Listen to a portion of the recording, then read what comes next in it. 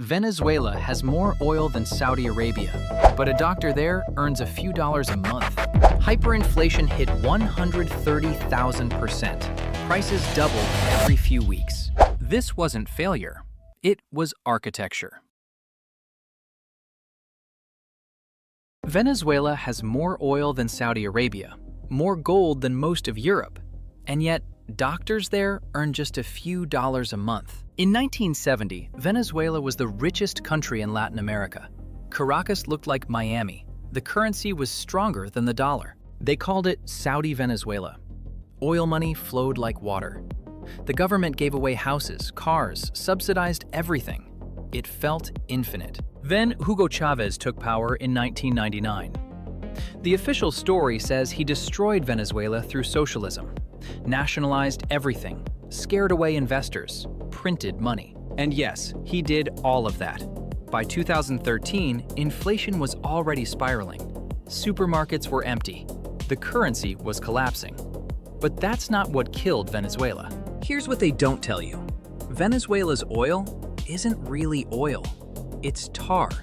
Thick, heavy, toxic sludge that costs more to refine than it's worth. The Orinoco Belt holds 300 billion barrels, but it's 90% tar and sulfur. You need special refineries, advanced technology, billions in investment just to make it usable. So Venezuela made a deal with the devil. In the 1990s, they invited foreign oil companies, Exxon, Chevron, ConocoPhillips, to build those refineries. The deal was simple. Foreign companies invest billions. They get to pump the oil, and Venezuela gets a cut. It worked. Production soared. Money flooded in. But here's the design flaw. Venezuela never built the expertise themselves. They never trained engineers. They never developed the technology. They just collected checks. Then in 2007, Chavez decided he didn't need them anymore. Oil prices hit $100 a barrel. He felt invincible. So he nationalized everything, seized the refineries, kicked out the foreign companies. But Venezuela didn't have the engineers. They didn't have the spare parts. The refineries were designed by foreigners, maintained by foreigners, operated by foreigners. And now the foreigners were gone. Production collapsed. Within 5 years, Venezuela went from producing 3 million barrels a day to under 700,000. By 2020, it hit 337,000. The refineries rusted. Equipment broke. Nobody knew how to fix it. And here's where it gets darker. The government knew production was dying, so they printed money to hide it. Not millions, not billions, trillions. The printing press became the economy. Oil prices crashed in 2014, from over $100 to under $30 by 2016. The money printer couldn't keep up. Inflation began accelerating. 50% per month, not per year, per month. That triggered the chain reaction. Businesses couldn't import goods. Shelves went empty overnight. Hospitals ran out of medicine. The power grid failed because they couldn't buy replacement parts. By 2018, inflation hit 130,000% annually. Not a typo. A cup of coffee that cost 10,000 bolivars one week cost 50,000 the next.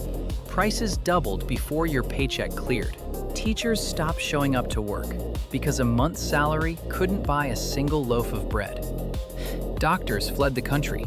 Engineers, scientists, professors, 7 million people left. They never came back. Children stopped going to school. Not because of choice, but because families couldn't afford the bus fare. Malnutrition became the leading cause of death. Not war, not disease, hunger. And while people starved, the government officials became billionaires. Not through business, through currency controls. They bought dollars at the fake official rate and sold them at the real rate. Pure arbitrage, pure theft. $300 billion gone. But there's another layer. Venezuela borrowed against its oil, billions from China, billions from Russia. They promised future barrels in exchange for cash today. They mortgaged the entire country. China alone loaned $60 billion. Russia, another $17 billion. Venezuela promised to repay in oil they could barely produce.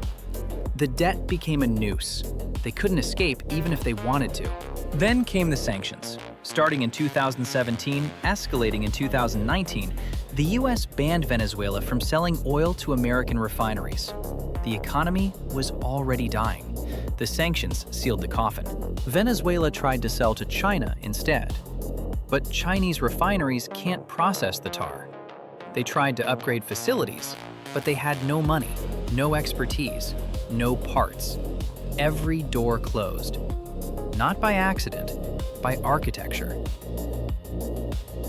In 2018, Venezuela launched the Petro, the world's first government-backed cryptocurrency. They claimed it was backed by oil reserves.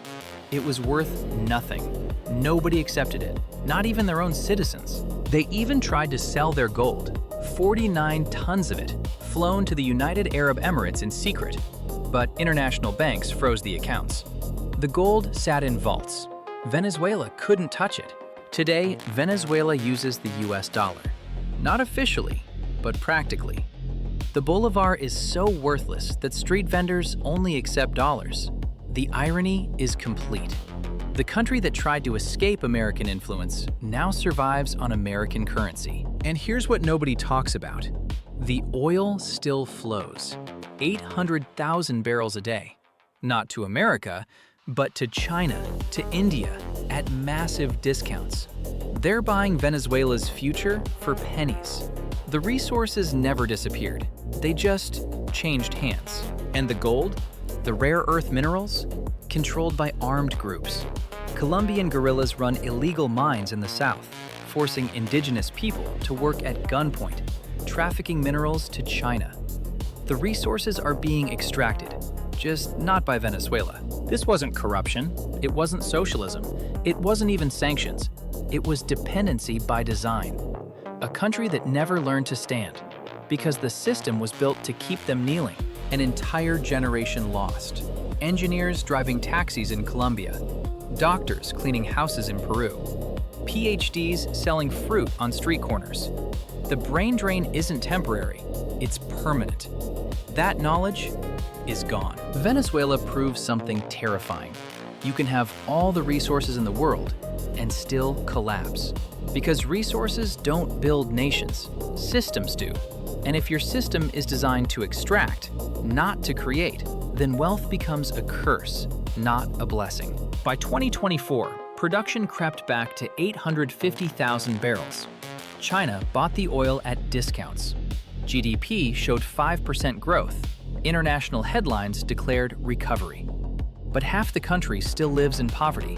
The 7 million who left, they're not coming back. Venezuela isn't recovering, it's surviving. The system that failed was never rebuilt. The expertise that left was never replaced. And somewhere in the world, another resource-rich nation is making the exact same mistakes. Right now.